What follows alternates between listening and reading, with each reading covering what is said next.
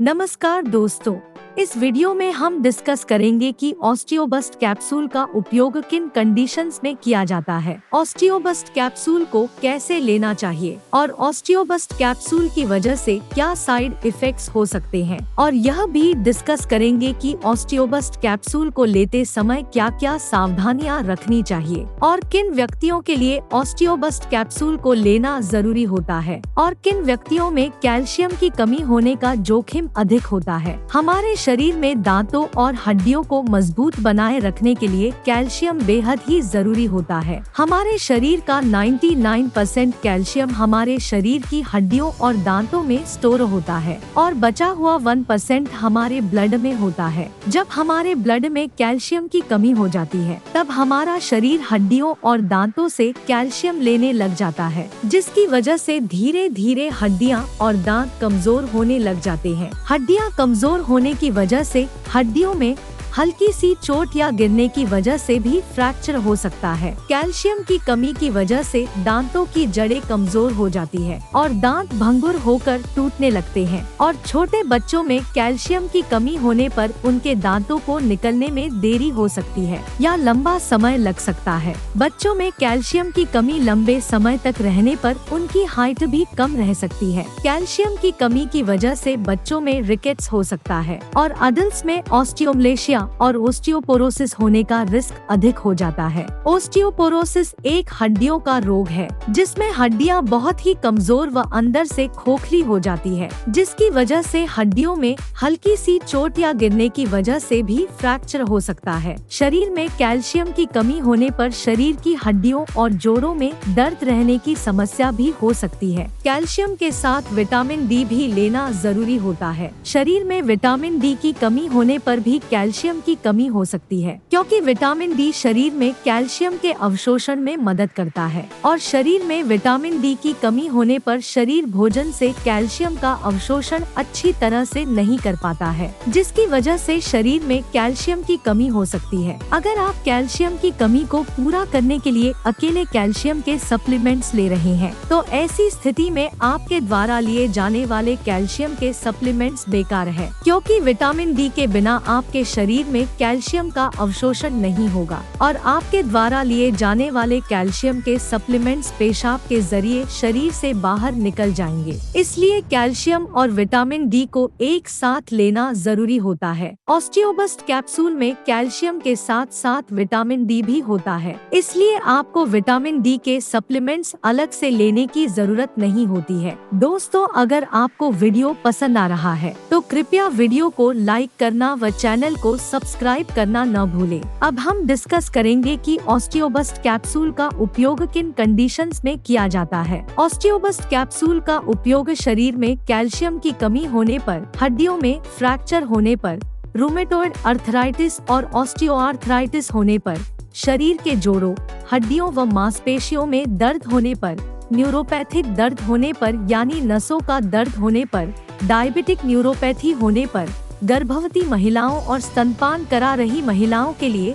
Osteoporosis होने पर, osteomalacia या रिकेट्स होने पर, शरीर में न्यूट्रिशन की कमी होने पर, शरीर में दांतों, जोड़ों और हड्डियों को स्वस्थ बनाए रखने के लिए, और जो व्यक्ति मिर्गी या दौरों की दवाइयां ले रहे हैं जैसे फेनोबार्बिटल, फेनिटोइन, उन व्यक्तियों को भी डॉक्टर ऑस्टियोबस्ट कैप्सूल को लेने की सलाह दे सकता है। अब हम डिस्कस करेंगे कि किन व्यक्तियों में कैल्शियम की कमी होने का जोखिम अधिक होता है और किन व्यक्तियों को ऑस्टियोबस्ट कैप्सूल को लेने की जरूरत पड़ सकती है। जो व्यक्ति शुद्ध शाकाहारी डाइट लेते हैं और दूध, दही जैसे डेयरी प्रोडक्ट्स का सेवन बहुत कम मात्रा में करते हैं, ऐसे व्यक्तियों में कैल्शियम की कमी होने का जोखिम अधिक होता है। इसलिए ऐसे व्यक्तियों को ऑस्टियोबस्ट कैप्सूल को लेने की जरूरत पड़ सकती है। महिलाओं में मेनोपॉज के बाद एस्ट्रोजन हार्मोन का प्रोडक्शन कम हो जाता है, जिसकी वजह से महिलाओं में मेनोपॉज के बाद कैल्शियम की कमी बहुत जल्दी होती है और ऑस्टियोपोरोसिस होने का रिस्क भी अधिक हो जाता है। इसलिए कैल्शियम की कमी को पूरा पूरा करने के लिए और ऑस्टियोपोरोसिस से बचने के लिए डॉक्टर मेनोपॉज के बाद महिलाओं को भी ऑस्टियोबस्ट कैप्सूल को लेने की सलाह दे सकते हैं। अगर आप ज्यादा मात्रा में प्रोटीन या नमक का सेवन करते हैं तो आपके शरीर में कैल्शियम की कमी हो सकती है, क्योंकि प्रोटीन और नमक का सेवन अधिक मात्रा में करने से शरीर से कैल्शियम ज्यादा मात्रा में बाहर निकलता है। अगर आपने स्टेरॉइड दवाइयाँ जैसे प्रेडनिसोलोन,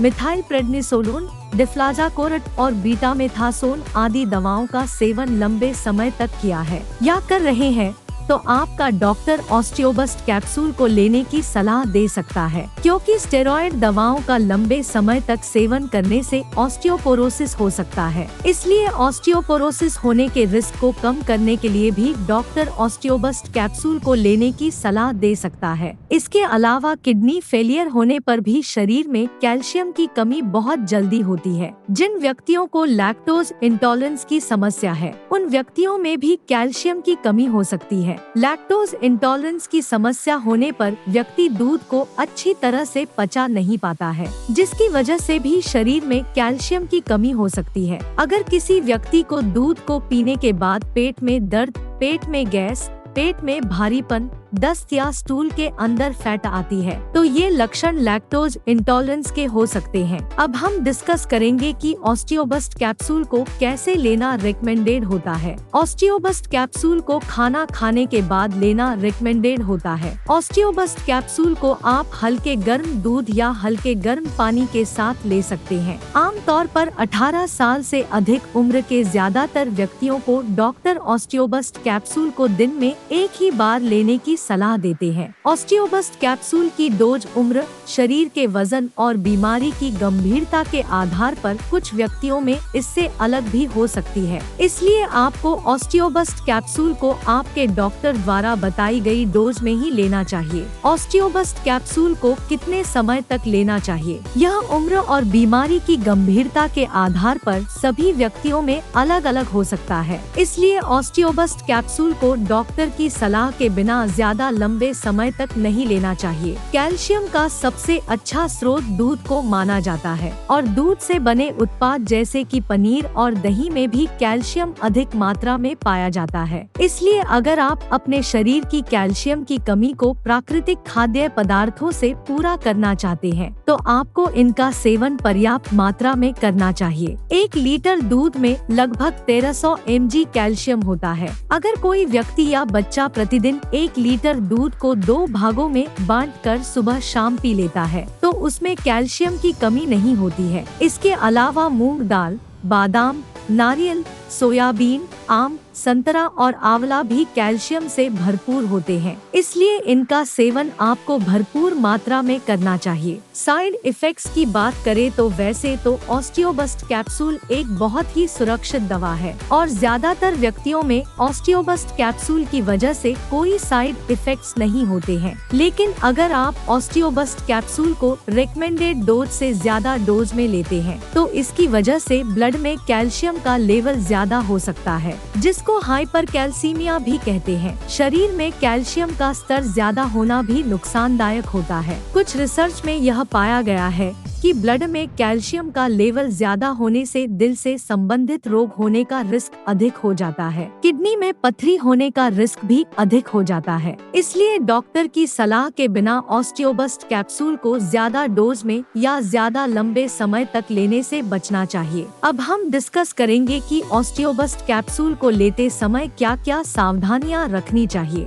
थायराइड की टैबलेट और ऑस्टियोबस्ट कैप्सूल को एक साथ नहीं लेना चाहिए, क्योंकि थायराइड की टैबलेट और ऑस्टियोबस्ट कैप्सूल को एक साथ लेने से थायराइड की टैबलेट का अवशोषण कम हो सकता है, जिसकी वजह से थायराइड की टैबलेट की प्रभावशीलता कम हो सकती है। अगर आप थायराइड की टैबलेट को लेते हैं तो आपको थायराइड की टैबलेट और ऑस्टियोबस्ट कैप्सूल में 8 से लेकर 10 घंटे का गैप रखना चाहिए। किडनी की कोई समस्या होने पर और किडनी में पथरी होने पर ऑस्टियोबस्ट कैप्सूल को डॉक्टर की सलाह के बिना नहीं नहीं लेना चाहिए। आपको ऑस्टियोबस्ट कैप्सूल को लेते समय आयरन के सप्लीमेंट लेने से बचना चाहिए, क्योंकि कैल्शियम के साथ आयरन के सप्लीमेंट लेने से कैल्शियम शरीर में आयरन के अवशोषण को रोक सकता है। वीडियो को देखने के लिए आपका धन्यवाद। अगर आपको वीडियो पसंद आया तो प्लीज वीडियो को लाइक कर देना, चैनल को सब्सक्राइब कर लेना, और अगर आपका ऑस्टियोबस्ट कैप्सूल से संबंधित कोई प्रश्न है